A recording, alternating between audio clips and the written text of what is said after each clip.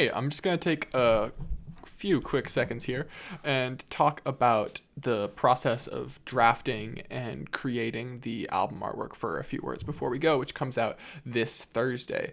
In the song, I spend something like 12 verses kind of ranting and just airing out all these problems I have with the world and just things that dishearten me about being alive, essentially. And then as the song draws to a conclusion, I point out the, I guess, irony that writing a song isn't going to actually do anything to fix these problems. And I really wanted to have the artwork feel like a visual representation of that feeling of futility. So when I was first drafting the artwork for this song back in December, I did one of those Instagram Q&As and I asked you guys things you found to be creepy or unsettling. And then I made this sketch, which was the first draft for what eventually became the album artwork. The idea was to create this sort of like chaotic nightmare scene with all these bizarre and surreal audience members, and then I'd be out here with my little guitar and cowboy hat under a spotlight, and just the idea was to have me look just completely outmatched and helpless. This was my first attempt at making the digital collage of the album artwork, and it's honestly pretty terrible. To begin with, this font looks just goofy as hell. Absolutely day one Photoshop, and I hate it. I got some sea monsters back here because a lot of folks said that they were scared or unsettled by deep waters or the oceans. We got some dolls because some people said some dolls were creepy. We had some people say unwanted pregnancies scare them. Big time agree. And we had someone say parents who don't emotionally support their children make them uncomfortable. So I felt like this pregnant person smoking a cigarette was a good representation of that feeling. Someone else said that monkeys made them feel uncomfortable, so I found this image of a monkey who looks rather demonic with his teeth and his ears and all that. Another thing the main thing that bothers me about this draft is just like how sloppily everything is put together. Like you can tell that it was done in 10-15 minutes. You can barely see me at all because of how dark the background is and how dark this image I was using was. Another thing that bothers me about this one is someone said that not knowing how to get out of a given situation freaked them out, and I had a really hard time of thinking of a way to visually represent that. And so that's not on this first draft. Next attempt, and it came out a little bit better. This is what I came up with for not knowing how to get out of a situation. And I liked that. I saw this meme and I was like, hey, that's kind of what the idea was going for. So I tossed that in there. I decided to get rid of all of the old-timey sea monsters because they just didn't feel right. And like, have you seen Blue Planet? There's some real shit that's actually in the oceans that is way freakier than any old-timey ass sea monster. So I put this anglerfish up on top. I changed the font.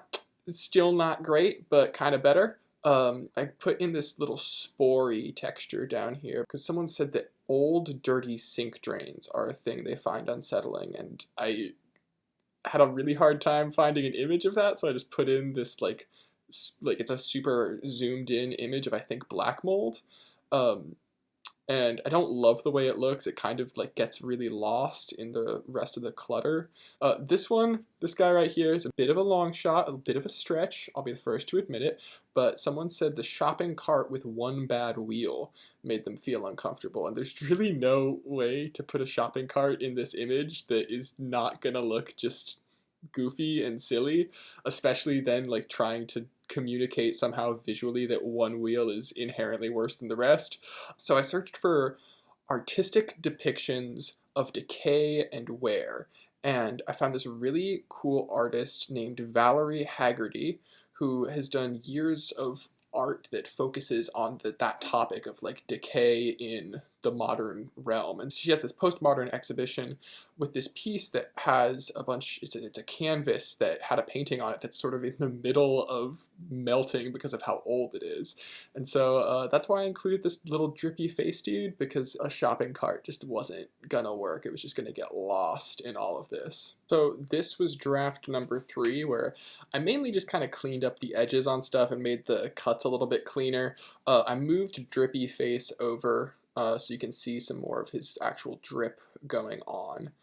And I did away with the spore texture that was previously down here because A, it was just kind of getting lost in all of the chaos, and B, I looked at Drippy Dude and I was like, hey, Drippy Dude kind of looks like something you could pull out of your sink drain. So admittedly, big stretch, big artistic liberty, I suppose, but Drippy Dude both represents sink drains and shopping carts. And I found this really amazing Polish artist named, I'm going to butcher this pronunciation, I'm so sorry, Zdzisław Beksinski. And I added a couple faces from his works into it because he has a really, people have described it as dream logic, which I think is a really nice word for it, in all of his artwork that is just really haunting and unnerving, which I really liked. And then I handed it off to my very talented girlfriend, who is a lot better at photo editing software than I am. And she, in general, just kind of touched up the edges and made it everything a little bit crisper and easier on the eyes. She took and added this photo of me in there. And we had the idea of having a spotlight come out of the anglerfish, which I was really happy about because that was one of the things that was in the initial sketch but hadn't made it into any of the subsequent drafts. Then I found a free font online and I added this title. And yeah, this was the end product that we ended up using for Spotify and Apple Music and all that stuff. And all of the artists that we sampled for these photos, I will credit at the end of this video. I'm really pleased with the way this turned out. I think it's definitely accomplishing the goal of being surreal and somewhat unsettling. I really love how dark and kind of twisted this image is in comparison with how like upbeat and rootin' tootin' the song is.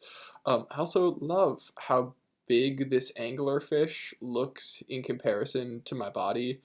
Just terrifying, just terrifying. Anyway, thanks for watching. A Few Words will be out on February 25th along with the lyric video, which I spent a really long time on. Let me know if you're interested in any sort of like similar like behind the scenes, how it was made videos on the lyric video. I hope you enjoy the song. I hope you enjoy the artwork. I hope one or both gave you a chuckle or two.